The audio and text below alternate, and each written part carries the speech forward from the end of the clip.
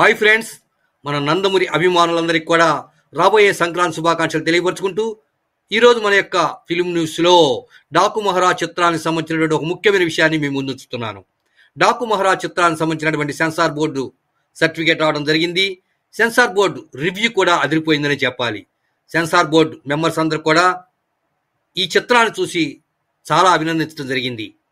అంతేకాదు, ఈ చిత్రంలో నందమూరి బాలకృష్ణ యొక్క డైలాగ్స్ కానీ, సీక్వెన్సీ కానీ, కథా విధానం కానీ అదిరిపోయిందని సెన్సార్ బోర్డు వాళ్ళు రివ్యూ ఇవ్వటం జరిగింది.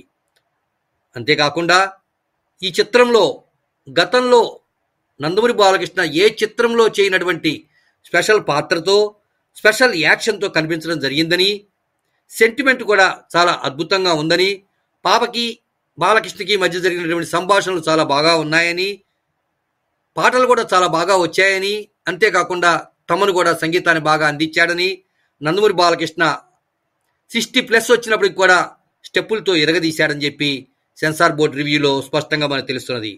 ఇప్పుడు ఈ విషయం కూడా సోషల్ మీడియాలో వైరల్ అవుతున్న సంగతి మనందరికీ తెలుసు. ఏది ఏమైనా సెన్సార్ బోర్డు వాళ్ళ మెంబర్స్ మెచ్చుకున్నారంటే ఇక డాకు మహారాజ్ చిత్రం ఘన విజయం సాధించడం మాత్రం ఖచ్చితంగా చెప్పేయచ్చు.